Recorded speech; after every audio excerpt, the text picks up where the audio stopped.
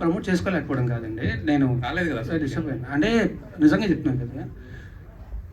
ఇప్పుడు అది ఇందాక నేను చెప్పినట్టే మన అమాయకత్వాన్ని మన మంచితనాన్ని అడ్వాంటేజ్ తీసుకొని ఇంత చేస్తే ఎవరికైనా బాధేస్తుంది. నేను మనిషినే కదా, స్క్రీన్లో అయితే 10 మందిని కొడతాను నేను, లేకపోతే హీరోలాగా ఇదైతే ఫైట్ చేస్తాను, నేను మనిషినే కదా, ఆబ్వియస్లీ ఎఫెక్ట్ అవుతాను కదా, బాధేస్తుంది కదా, ఆ బాధతోనే కూర్చొని ఉన్నా తప్ప. అండ్ ఆల్సో నాకు వాళ్ళలాగా ఎలిగేషన్స్ చేసి మీడియా ట్రయల్స్ చేసే ఉద్దేశం అసలు లేదండి. నా దగ్గర ప్రూఫ్స్ ఉన్నాయి, నేను ప్రాపర్గా లీగల్గా ప్రొసీడ్ అవుతాను.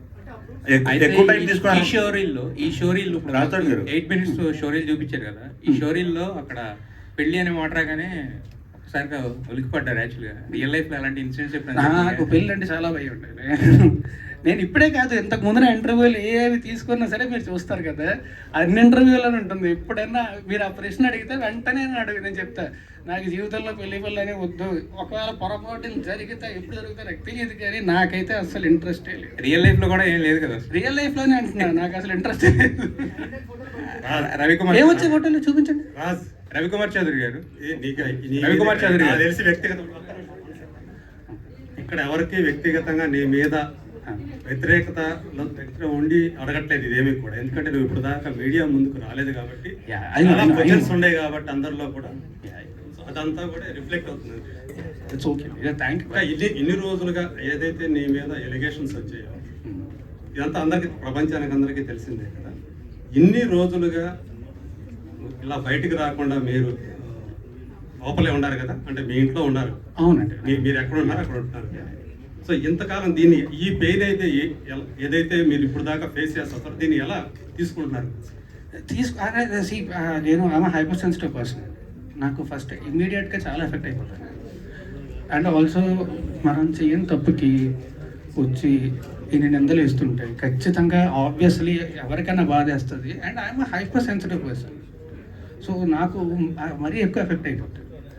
నేను మీకు చాలాసార్లు చెప్పాను, మీడియా ముందుకు వచ్చినప్పుడు కూడా నేను చాలాసార్లు చెప్పాను, మీ ముందు నాకు ఇంతమంది ఉంటేనే ఫస్ట్ నాకు భయం వేసేస్తుంటుంది. నాకు ఐఎమ్ ఇంట్రోవర్ట్, నాకు ఎక్కువ మంది జనాలు ఉంటే కష్టం, షూటింగ్ తప్ప. లేకపోతే ప్రతిసారి నేను ఇది కూడా స్టేజ్ మీద చాలాసార్లు చెప్పాను, మీరు నా ముందు స్పీచ్లు ఏమైనా చూస్తే మీరు వింటారు, చూస్తే నా కాళ్ళు ఉరుకుతారు ఏమి అందరినీ చూస్తే అని చెప్పి నేను చాలాసార్లు చెప్పాను ఈ విషయం, స్టేజ్ మీద చాలాసార్లు చెప్పాను. ఐఎమ్ ఇంట్రోవర్ట్, సో నాకు నిజంగానే ఇంతమంది జనాలు, అండ్ అందుకే అన్నా కదా ఇటు కొట్టినోడు కూడా ఇంతమంది రాలేదు. ఇప్పుడు వచ్చారు ఇంతమంది, చూస్తే భయం వేస్తుంది నాకు. అసలు first of all keeping that aside for a while, me స్నిక్ peak ఏది ఉందో ఇప్పుడు మీరు what your show to us, it is fantastic, చాలా బాగుంది. థ్యాంక్ యూ, చాలా ఎనర్జెటిక్ గా ఉంది, లుక్డ్ వెరీ వెల్. ఇందాక నుంచి మీరు చెప్తున్నట్టుగా జవహర్ రెడ్డి విజువల్స్ చాలా బాగున్నాయి, అండ్ రవికుమార్ చౌదరి ఎఫర్ట్ అంతా కూడా దానిలో బాగా కనిపించింది. అండ్ రఘుబాబు లాంటి సాల్వెంట్ ఆర్టిస్ట్ దాంట్లో ఉండడం కూడా మీకు మంచి plus point. I wish you all the very best first of all. Thank you sir, thank you. Wish you great success in August 2nd. The second important thing ఇందులో, ఇప్పుడు first లైఫ్లో సినిమాలోనేమో రాముడు character లేదు, భార్య కోసం నిలబడి ఒక స్త్రీ కోసం ఫైట్ చేసిన క్యారెక్టర్. బయటకు వచ్చేసరికి రాముడు కాదు రాక్షసుడు అని చెప్పి లావణ్య ప్రొజెక్ట్ అక్కడేమో రాముడు, బయటకు వస్తే రాముడు కాదు రాక్షసుడు.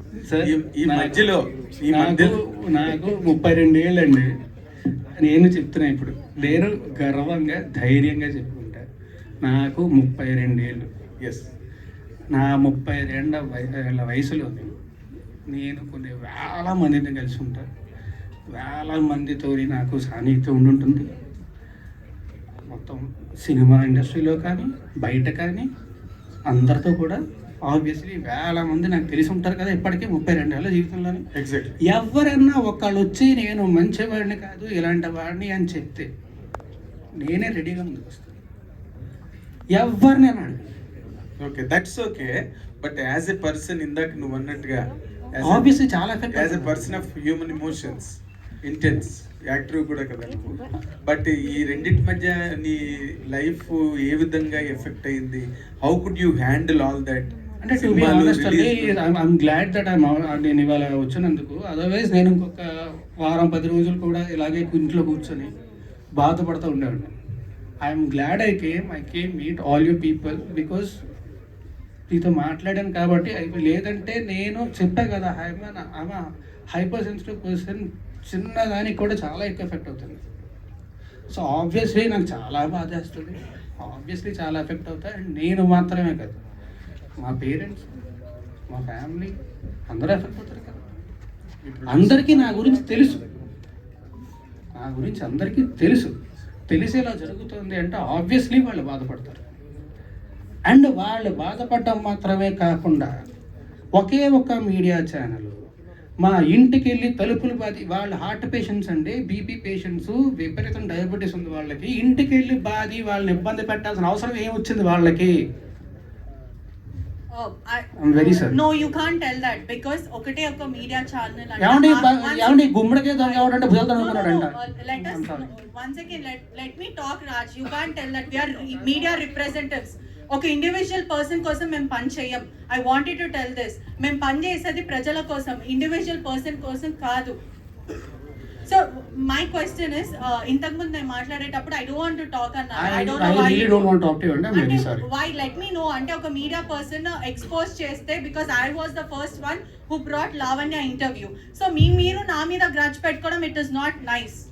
ఓకే తరుణ్ గారు, మీ మీద కేసు అయిన తర్వాత, మీ మీద కంప్లైంట్ వచ్చిన రోజు మీరు మాట్లాడారు, ఓకే బాగానే ఉంది. మీ మీద కేసు అయిన తర్వాత లావణ్య గారు మీ మీద చాలా ఎలిగేషన్ చేశారు. 10 సంవత్సరాలు కలిసి ఉన్నాము, అబార్షన్ చేయించారు, మీరు డబ్బులు ఇచ్చాను, నేనే హెల్ప్ చేశాను, 75 లక్షల రూపాయలు సహాయం చేశాను, ఇవన్నీ చాలా ఎలిగేషన్ చేసింది. మీరు ఎంటైర్ లావణ్య ఎపిసోడ్లో ఏం చెప్తారు? ఇప్పటివరకు మీడియా ముందుకు రాలేదు. ఎంటైర్ ఎపిసోడ్లో ఏం చెప్తారు? ఓవరాల్ చెప్పండి. నేను ఒకటే చెప్పదలుచుకున్నాను అండి, లీగల్గా ప్రొసీడ్ అవుతున్నాను. నేను లీగల్గా ప్రొసీడ్ అవుతాను. నా దగ్గర మొత్తం ప్రూఫ్స్ అన్నీ ఉన్నాయి. మీరే అన్నారు కదా ఎలిగేషన్స్ అని చెప్పి. I don't want to do allegations on any. నేను చేయను, నేను లీగల్గానే ప్రొసీడ్ అవుతాను. రాస్తారండి ఈ అమ్మతో ఉన్నటువంటి ఫొటోస్ కావచ్చు, మీరు కలిసిన జీవితంలో మీరు అబార్షన్ చేసిన రిపోర్ట్స్ కావచ్చు, అన్ని అబార్షన్ చేసిన రిపోర్ట్స్ ఎక్కడ ఉన్నాయండి? అబార్షన్ చేసిన రిపోర్ట్స్ ఉంటే ఫస్ట్ వాళ్ళు కేసు పెట్టాలి కదా. కేసే ఫైల్ చేయలేదుగా పోలీసులు. ఉంటే పెడతారు కదా. సారీ ప్లీజ్, దయచేసి టాపిక్ నిజంగా బాధేస్తుంది ప్లీజ్. ఓకే, నేను ఆల్రెడీ చాలా ధైర్యం తెచ్చుకొని మీ మాటల్లో బాధ అర్థం అవుతుంది. ఇటు ఒకసారి ఇన్ని రోజులు జరుగుతుంది కదా, ఇన్ని రోజులు ఎందుకు హైడ్ అయ్యారు? లేకపోతే ఎందుకు మీరు హైదరాబాద్ లో ఉన్నారా, లేకపోతే ఎక్కడికి వెళ్ళారు? హైదరాబాద్ లోనే ఉన్నా, ఎక్కడికి వెళ్ళలేదు, హైదరాబాద్ లోనే ఉన్నా. ఆబ్వియస్లీ బాధ చేసినోడు బయటకు రావడానికి అదోలో ఉంటుంది. అంటే మీరు నేను చెప్పా కదా, అంటే మీ సెలబ్రిటీ హోదా డ్యామేజ్ అవుతుందని మీకు అనిపించలేదా? ఎందుకు సహనంతో వెయిట్ చేశారు? డ్యామేజ్ అవుతుందన్న భయంతో ఇన్నేళ్ళు ఆగానండి. ఓకే, ఆ హోదా డ్యామేజ్ అవుతుందన్న భయంతో ఇన్నేళ్ళు ఆగాను. ఓకే, లేకపోతే ఎప్పుడు బయటకు వచ్చామండి కదా. రాజుతారండి ఇక్కడండి. బాగుంది బ్రో, వినడానికి చాలా బాగుంది. Thank you very much. ఇక్కడ కాదు, ఎంత మంది స్టేజ్ మీద నేను ఒక్కడే దొరికాను.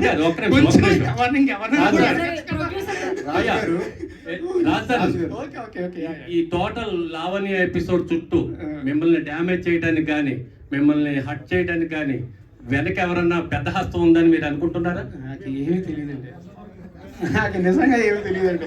పెద్ద హస్తం అంటే ఎవరు ఉంటారండి? ఏమో, అంటే మిమ్మల్ని డ్యామేజ్ చేయాలనే ఉద్దేశంతో ఎవరన్నా రంగంలో దిగారా? ఎవరు చేస్తారండి అలాగా?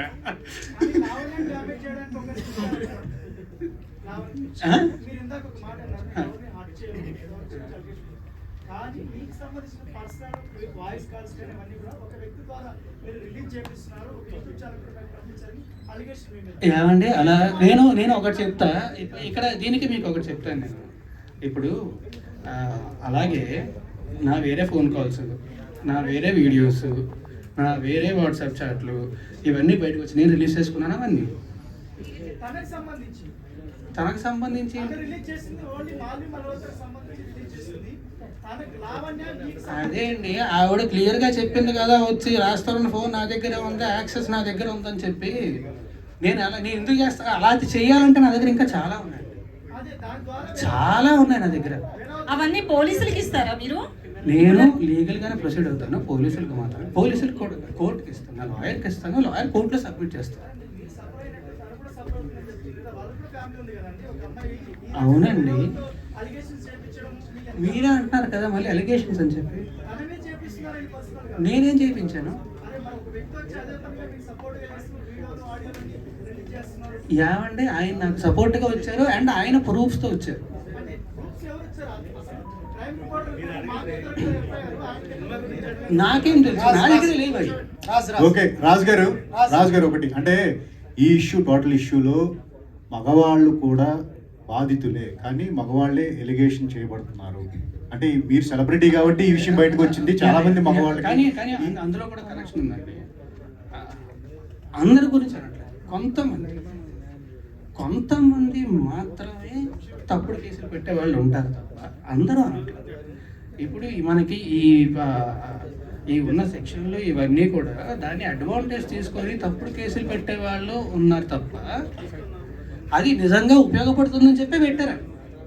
నిజంగా ఆడవాళ్ళు ఉపయోగపడుతుందనే పెట్టారు. అండ్ ఆల్సో మనకు కూడా తెలుసు కదా, వీ నో ఎంత క్రైమ్ రేట్ ఎంత ఉంది, ఏంటని జరుగుతుంది మనందరికీ తెలుసు, ఖచ్చితంగా జరుగుతున్నాయి. సో అది ఖచ్చితంగా తప్పు అనట్ల కానీ అడ్వాంటేజ్ తీసుకునే వాళ్ళు ఉన్నారు. అంటే ఒకటే అంటే ఈ ట్రైలర్ చూసినప్పుడు అండి, ఈ షో రీల్ చూసిన తర్వాత